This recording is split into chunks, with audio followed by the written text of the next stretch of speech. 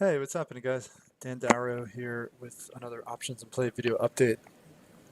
Last night for our option session, we spent quite a bit of time talking about rolling. Um, uh, you know, important concept, common occurrence on a day-to-day basis when it comes to option trading.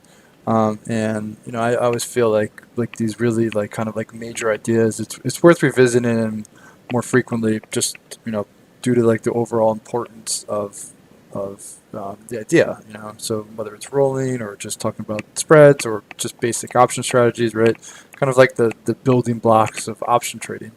And while we kind of broke down what I looked for, I went over some examples, but those were previous examples. And today, as it turned out, there actually was like another example. And what I wanted to walk through kind of quickly is just what I was looking for and why I decided to do what I did. All right. So 10 Cent Music was a name that initially, so let me get rid of this.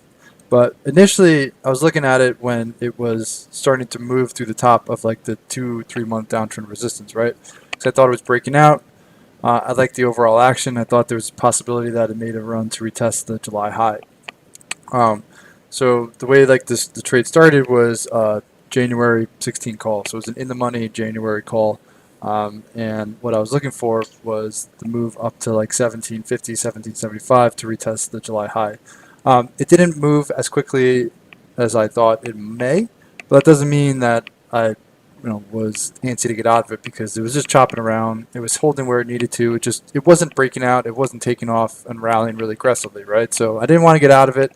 I just was kind of waiting, letting the trade develop and letting it eventually start to go. Which today had a big breakout. Strong move throughout the session. Seems like it's going to close strong and it's going to end right at the top.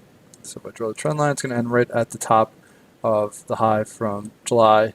And when I go out further, you'll see why I think that's interesting, because above this, there is the really like the only major levels are the IPO high from last year. So now it has potentially a higher high coming in with possibility of making a run to retest the July, or the 2019 high. And once it gets past that, or if it does get past that, that's when things can really, really develop, because like that's one of those explosive patterns when stocks trade through their IPO high after like a long stretch of underperforming, right?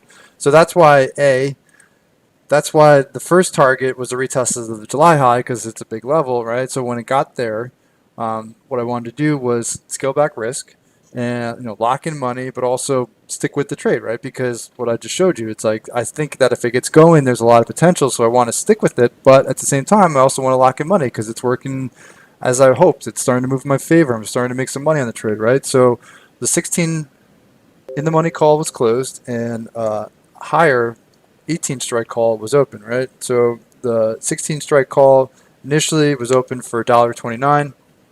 That was sold, and the 18 strike call, so the higher strike call for January, was open for 75 cents. All right. Now what you'll notice is that the original trade, $1.29 net debit, roll up 75-cent net debit, and that's not by chance, that's by design. I want the overall risk typically to be less than or equal to the original net debit. So in this case, it would be equal to $1.29 or less, preferably less when I can do that.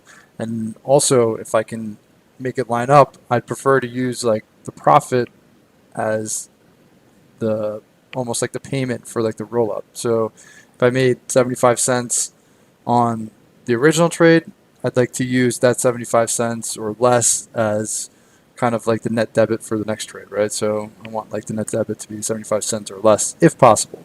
All right. It doesn't always work out perfectly that way.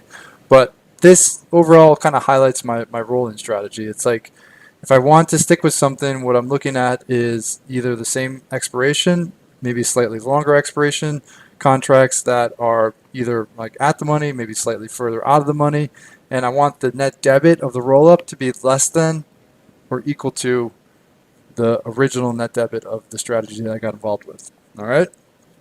And to me, like this really all just comes down to trade management. I mean, I want to make sure that as things move, that I'm capitalizing on the big moves, but I also want to be smart, knowing that things tend to reverse or things can reverse, and a good trade can turn into a bad trade if you're not more diligent locking in money, right? So this is how I manage options. We spent a lot of time talking about it. So if you weren't able to make the option session, definitely check it out. Check out the video, and if you have any questions, feel free to reach out. All right. So if you like this video and you're looking for more information on option trade management or rolling options, please follow up with the link in the description of the video for more information on options in play. I hope you have a wonderful night. Stay well, and I will talk to you all tomorrow.